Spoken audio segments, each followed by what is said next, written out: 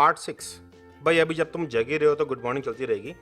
Today's exam solutions की बात कर रहे हैं हम लोग। CUET PG 2022 PG QP 22 paper code है और क्वेश्चन आपके जवाब मेरे, आपके क्वेश्चन मेमोरीज के हिसाब से जो आपको समझ में आ रहे हैं। आगे बढ़ने से पहले अगर ये चैनल सब्सक्राइब नहीं कर रखा है तो कर लो घंटी के साथ, और इस वीडियो को शेयर करो अपने दोस्तों के साथ। पसंद आए तो लाइक भी कर लेना यार। चलिए शुरुआत करते हैं आपके क्वेश्चंस और मेरे answers. Urish Mittal, one question was most abundant antibody. तो पॉसिबली क्वेश्चन ये आएगा कि भाई नीचे दिए हुए एंटीबॉडीज में से कौन सा एंटीबॉडी सबसे ज्यादा पाया जाता है। देखिए एंटीबॉडीज के लिए ये टेबल भाई अल्टीमेट है, इस टेबल को आप कहीं भी कर लो। अब जो पहले हमने क्वेश्चन किया था कि प्लेसेंटा कौन क्रॉस करता है, उसके लिए भी हमने इसी टेबल का इस्तेमाल किया था, IgG।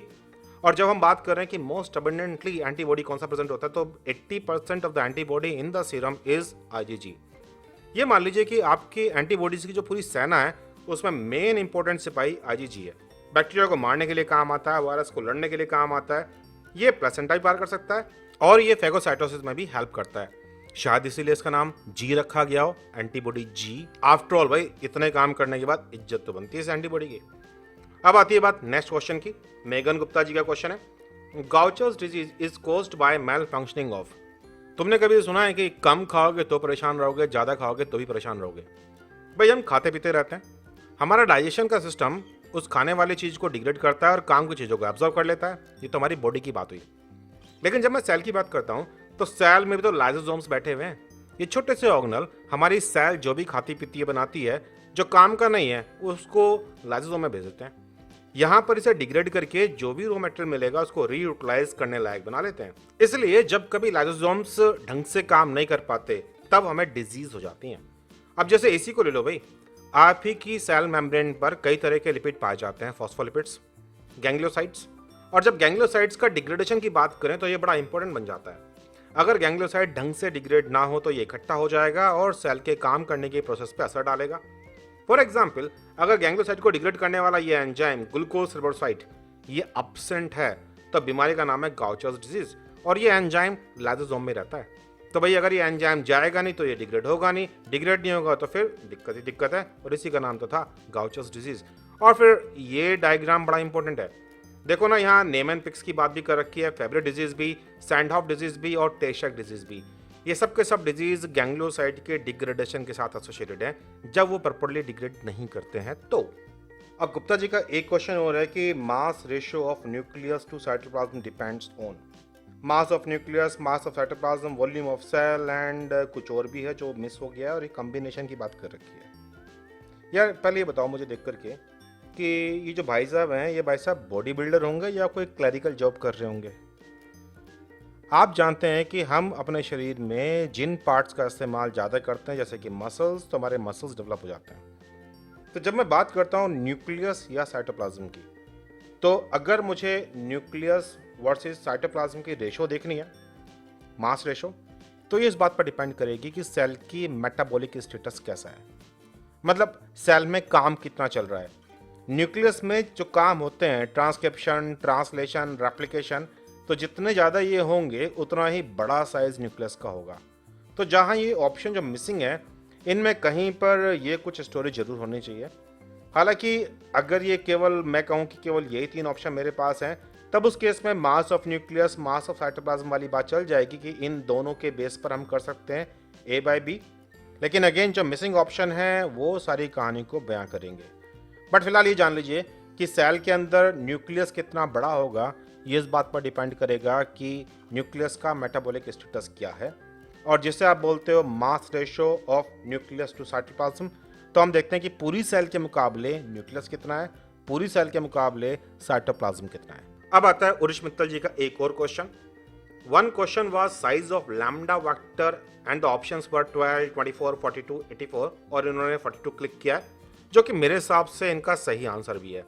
अब देखिए लैम्डा वायरस जो है डबल स्टैंडर्ड DNA वायरस है। अगर इस DNA वायरस को हम पूरा खोल दें तो ये 49 KB के आसपास की लेंथ है इसकी, 49,000 किलोबेस।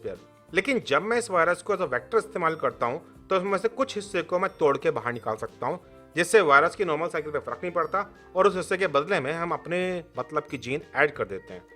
तो जब वो हिस्सा निकाल दिया जाता है तो अप्रोक्सीमेटली 42 टू 43 केबी के आसपास की लेंथ रह जाती है और इसीलिए इसका आंसर करेक्ट भी था जो उन्होंने मार्क किया 42। चलिए अब आते हैं नेक्स्ट क्वेश्चन पे। Mister SSG, which vaccine don't provide life time protection? Small pox है, चिकन पॉक्स है, पोलियो है और I don't remember the last one है। ये बीमारी का जो नाम है वो क्लियर कर दिया गीतिका जी ने, MMR। यार ये क्लियर कर दो मुझे कि क्या ये वाकई में डोंट लिखा हुआ है या फिर ये डू लिखा हुआ है। चलिए दोनों पॉइंट ऑफ व्यू से सॉल्व कर लेते हैं। अगर क्वेश्चन ये कहता है कि इनमें से कौन सी वैक्सीन ऐसी है जो लाइफ लॉन्ग इम्यूनिटी प्रोवाइड करती है, तो आंसर है MMR। लेकिन अगर ये डोंट सही बात है तो फिर उस केस में आप जाओगे चिकन पॉक्स के पास। देखिए कहानी क्या है कि अगर मुझे क्वेश्चन सॉल्व करना ही हो एक पर्टिकुलर ऑप्शन के लिए तो मैं बेस्ट पॉसिबल ऑप्शन पिक करता हूं। MMR का लाइफ लॉन्ग है और स्मॉल पॉक्स और पोलियो काफी लंबे टाइम के लिए इम्यूनिटी प्रोवाइड करते हैं। चिकन पॉक्स का इम्यूनिटी थोड़ा सा कम रहता है। तो इस पॉइंट ऑफ व्यू से मैंने दोनों एंगल्स में क्वेश्चन सॉल्व करने की कोशिश की। बाकी जब तक हमारे पास ये क्वेश्चन एक्यूरेटली नहीं आता तब तक हम इन्फॉर्मेशन को प्रॉपर्ली नहीं बोल पाएंगे। ये मैंने कुछ टेबल ऐड कर दिए हैं आपकी सुविधा के लिए और आपके बाद में काम आने के लिए भी कि वैक्सीन्स की इम्यूनिटी कितने टाइम तक रहती है। जैसे डिप्थीरिया 10 साल तक, टेटनस की वैक्सीन 13 टू 14 ईयर्स तक, पोलियो लगभग 18 साल के आसपास तक, हेपेटाइटिस बी 20 साल या इससे ज़्यादा भी। और अगर मैं बात करूं मीजल्स की, जिसे आप MMR वैक्सीन के रूप में जानते हो, तो ये लाइफ लॉन्ग वैक्सीनेशन है, मतलब ये जिंदगी भर आपको इम्यूनिटी प्रोवाइड करता है। मम्स के केस में ग्रेटर देन 10 ईयर्स, रुबेला में मोस्ट वैक्सीन्स ग्रेटर देन 90% के आसपास, तो ये 15 से 20 साल के आसपास तक, और ऐसी मतलब सभी वैक्सीन का डाटा अवेलेबल है। चलिए अब आते हैं नेक्स्ट क्वेश्चन के ऊपर। ये जूलिया अज्यूमी के द्वारा क्वेश्चन है। There was a question something like pesticide or something is popular in agriculture sector because forget the options.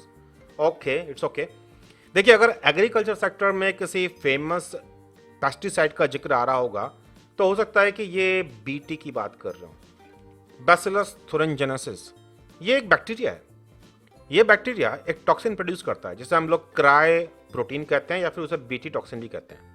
तो आजकल क्या करते हैं कि कुछ प्लांट्स में जिनमें अलाउड है हम इसकी जीन को इंसर्ट कर देते हैं, या टॉक्सिन बनाने वाली जीन्स को। तो जब कोई कीड़ा करके इसको खाता है, जैसे लैपिडोप्टेरा स्पीशीज के जो कीड़े होते हैं, ये पत्ते खाते हैं और क्रॉप को बेकार कर देते हैं। तो जैसे ही कीड़ा पत्ता खाना शुरू करता है ये टॉक्सिन उसकी बॉडी में चला जाएगा और उसके एलिमेंट्री कैनल को ख़राब कर देता है। नतीजा ये मर जाएगा और प्लांट सर्वाइव करेगा।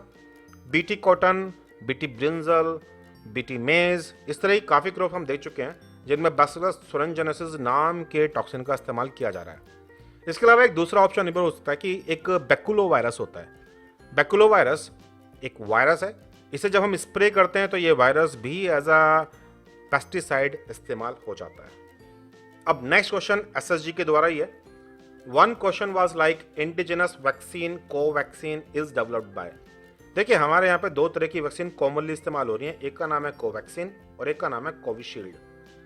कोवैक्सीन की कहानी क्या है कि जो आपका वायरस है ये कोरोना वाला, इसी वायरस को कमजोर करके हम इसे वैक्सीन के रूप में इस्तेमाल कर रहे हैं और ये भारत बायोटेक बना रहा है। भारत बिपकोल के नाम से जाना जाता है और ये वैक्सीन बनाने में पहले से ही काफ़ी फेमस है, भारत बायोटेक।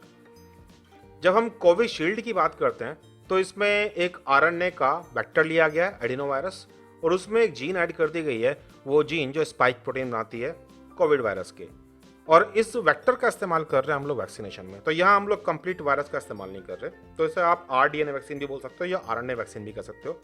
ये जो कोविशील्ड वाली वैक्सीन है ये सीरम इंस्टीट्यूट बना रहा है। तो इस क्वेश्चन के लिए क्योंकि ये इंडिजिनस वैक्सीन की बात कर रहे हैं कोवैक्सीन की, तो ये भारत बायोटेक है, भारत ने डेवलप की है वैक्सीन वाली। आई होप इन क्वेश्चनों से कुछ और इन्फॉर्मेशन आगे बढ़ी होगी और कुछ और दरवाजे खुले होंगे। आप भी जिन क्वेश्चन के आंसर चाहते हैं उन क्वेश्चनों को इसी वीडियो के कमेंट सेक्शन में आप भी टाइप कर सकते हैं और हम लोग कोशिश करेंगे एज अर्ली एज कि आपके क्वेश्चनों को सोल्यूशन कर पाएं।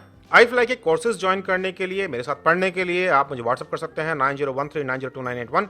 चलिए फिर मजे कीजिए, बाय बाय।